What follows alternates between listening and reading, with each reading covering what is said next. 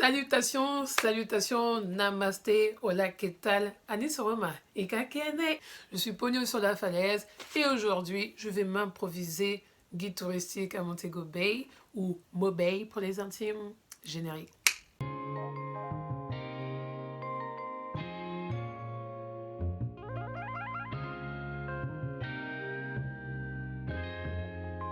Comme je vous l'ai dit dans la précédente vidéo, j'étais à Plum District, donc en haut d'une montagne là-bas, là au loin. Et pour aller jusqu'à Montego Bay, donc je devais prendre un taxi pendant 30 jusqu'à 40 minutes. Et voilà, tout simplement atterrir sur Montego Bay. Alors, qui dit île, dit plage.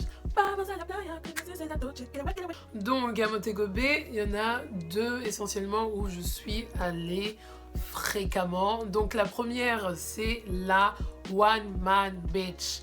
Et cette plage-là, en fait, c'est une plage publique. C'est assez chill. Je vais vous mettre certaines photos ici, coucher de soleil, patati patata. Et cette plage, elle me faisait penser un peu au parc de Sceaux. Alors pourquoi je vous dis ça? C'est juste que, je sais pas, en tout cas pour moi, quand je vais dans un pays, surtout pendant un long moment, j'aime trop caler mes repères que j'ai en France et les mettre sur le lieu où je suis de vacances. Donc voilà, je disais ça, c'était le parc de Sceaux. Enfin moi en tout cas j'aimais beaucoup partir sur cette plage là parce que tu rencontres énormément de personnes, t'as de la musique, les gens ils sont en mode chill. T'as des mariages, t'as les pique-niques, t'as les enfants, t'as de tout. La plupart des voyageurs n'aiment pas trop cette plage-là parce que bon, ils se disent que c'est pas safe, tu peux être dérangé par des locaux, des trucs comme ça. Et puis bon, voilà, pour moi en tout cas dans tout ça, moi je n'ai pas cette impression d'être embêtée ou quoi que ce soit, mis à part la propreté de la plage, enfin du derrière de la plage. Mais sinon voilà, pas grand chose.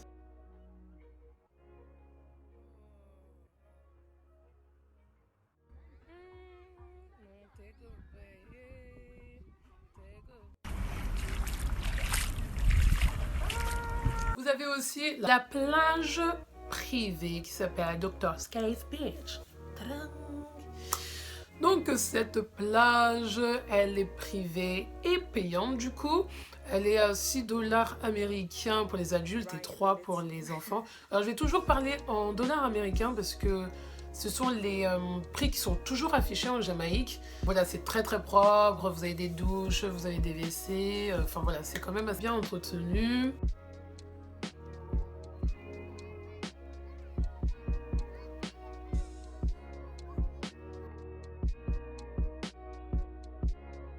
D'ailleurs, un truc à vous dire au niveau des tout ce qui est plage, rivière, donc tout ce qui est un peu réserve naturelle, il y en a énormément qui sont payants en Jamaïque. Si vous continuez toujours sur la côte, donc voilà, il y a plusieurs petites plages.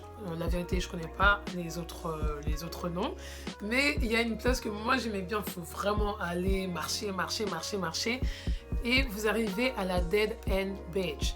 Donc c'est une plage qui est à proximité de l'aéroport de Montego Bay où vous pouvez voir les avions décoller et atterrir.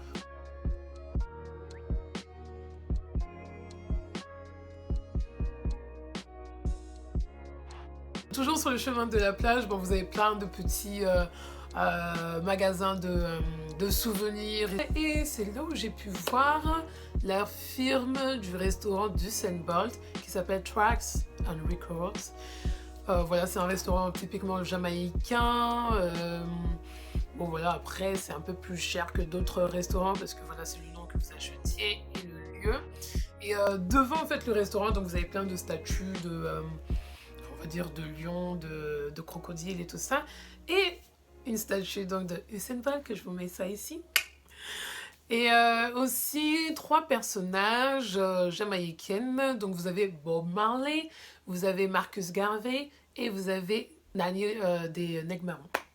Petite précision sur ces personnages, donc Marcus Garvey, donc c'est un leader noir du XXe siècle et précurseur du panafricanisme, et Nanny of Maroon, donc c'est une figure emblématique de la résistance des esclaves en Jamaïque. Voilà. Il y a un restaurant que moi, je conseillerais à tout le monde, en tout cas surtout si tu viens d'arriver, si tu vas faire juste le The Pork Pit. Alors c'est là-bas où ils font le jerk chicken, bien comme il faut. Je suis allée tellement de fois qu'au bout d'un moment, le jerk chicken, j'en pouvais plus. Je ne pouvais plus avaler ça là. Bon, maintenant on va aller plutôt au centre-ville. Et je vais commencer par Montego Bay Cultural Center. Donc c'est un musée culturel de la Jamaïque à Montego Bay. Et dedans, donc vous pouvez trouver l'histoire de la Jamaïque, l'histoire des Rastafari. Vous avez énormément d'histoires et en plus de ça, vous pouvez bénéficier d'une visite guidée, donc avec un guide. Ce que j'aimais bien, c'était l'ambiance quand tu allais à Montego Bay. C'est que dans les magasins, là, ils mettaient la musique fort. Ils mettaient, bon, tu vois, de la dancehall, quoi. Ils mettaient de la dancehall. Donc toi, t'es là. Enfin, genre, t'es là, tu marches et tout. T'as même pas besoin d'écouter ta propre musique parce qu'il y a déjà de l'ambiance dans la rue. Dans les magasins aussi, ce que je pouvais trouver, que ce soit à l'intérieur ou à l'extérieur, ils mettaient souvent des... bref, en gros, on te met un vêtement sur un cintre, mais au niveau du bassin, tu sais, ils écartaient avec un autre cintre pour vraiment montrer la capacité du vêtement. Et eux, ils écartent bien le truc pour que, oui, ton boule va passer. Ton boule là, il va passer, mon gars. Bon voilà, tu marches un peu dans la rue et tout le tralala, et puis tu peux retrouver des vendeurs de DVD. Ça m'a un peu... C'est pas que ça m'a troublé et tout ça, mais tu sais, ils regardent beaucoup de films nigérians et ghanéens. Et d'ailleurs, quand on me voyait dans la rue, bon, on me demandait souvent d'où je venais, enfin mes origines.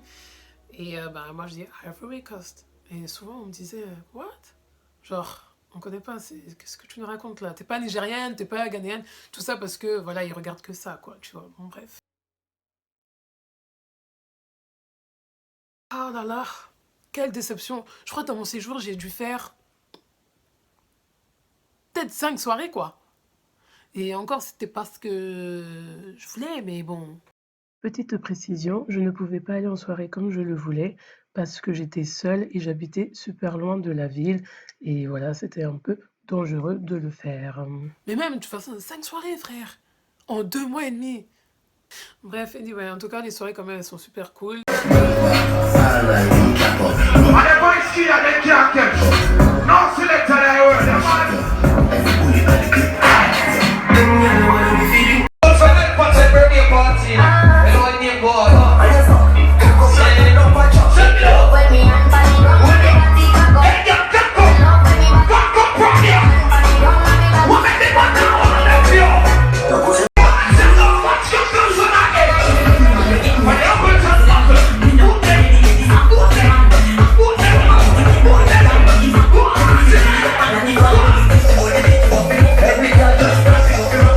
Bon, tout ça pour dire que ma vidéo est terminée à présent.